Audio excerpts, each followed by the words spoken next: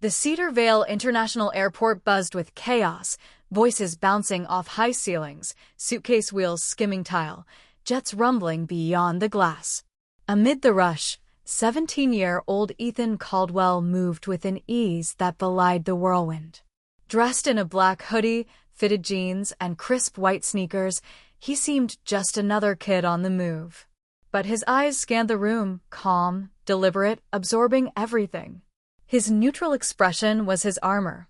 Approaching the Skypulse Airlines priority baggage drop, the air shifted. "You're in the wrong line, kid," barked a man with a weathered face and a gut straining his security vest. His name tag read Paul Grayson. He sized up Ethan with practiced contempt, sorting him into a category in seconds and getting it wrong. Ethan didn't flinch. "I know," he said. "I'm flying priority." Paul didn't check. He grabbed Ethan's sleek black roller bag, Italian leather, custom-stitched, and tossed it onto the belt like trash. The bag hit with a jarring bang, turning heads. Paul sneered, probably fake. Ethan watched it vanish behind the flaps, face unreadable, then turned and walked away without a word. Paul smirked to his younger coworker. "Kids like that think they're somebody," he muttered. "Borrowed that pass." Javier, the coworker, gave a half-hearted laugh. "That bag didn't look cheap, though," he said cautiously. Paul scoffed. "Designer knockoff. Whole generation of posers." Javier stayed quiet, unsettled by Ethan's poise, not threatening, but unshaken, rare for someone dismissed so casually. Ethan glided through the terminal, stepping over scuff marks, pausing to check a digital flight board. A faint smile flickered. Everything was on schedule. He passed posters touting Skypulse's commitment to equality and elite service, noting the irony silently. At the executive lounge's double doors, a young attendant blinked as Ethan handed over his credentials. "Welcome, Mr. Caldwell," she said, voice catching. "Thank you," he replied, measured and polite. He took a corner seat, far from the fruit-infused water stations. Opening his laptop, Ethan entered a secure portal. A red notification blinked. Acquisition confirmed. Effective ownership 12 a.m. Eastern Standard Time. He stared, then sent a private message to his legal team. Let them continue. Record everything. Back at the baggage conveyor, Paul basked in his smugness. "Yeah, I told him off," he boasted to another coworker. "Threw that bootleg bag like trash." Javier frowned. What if he was priority? Paul waved him off. "Let the fancy boy complain. I've got seniority." He didn't know Javier's secret video of his dismissive behavior, complete with audio, was already headed to Skypulse review board, where Ethan's name topped the list. At the gate, boarding began. Ethan closed his laptop, slipped it into a carry-on sleeve, and approached. A flight attendant with sharp cheekbones and a sharper attitude blocked him. Her nameplate read Lauren.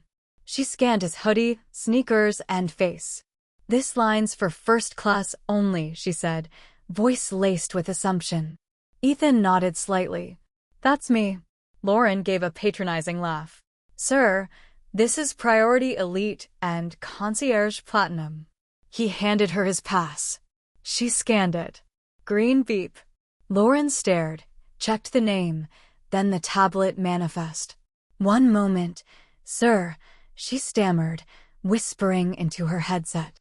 Ethan stood, hands at his sides, utterly calm. A lead coordinator approached, tapped the manifest, double-checked, and nodded. "Mr. Caldwell is cleared." Lauren forced a smile. "Apologies for the mix-up." Ethan walked past, down the jet bridge to seat 1A. The cabin was hushed, fragrant with citrus and eucalyptus, leather seats gleaming. Ethan stowed his carry-on, reclined, and settled in. Across the aisle, a tech exec glanced curiously. A retired diplomat a few rows back nodded politely. No one recognized him yet. His phone buzzed. General Counsel. Incident video trending. Legal and PR on standby.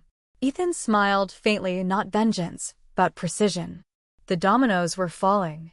Back at Cedar Vale, Paul refreshed his notifications, unaware of the storm.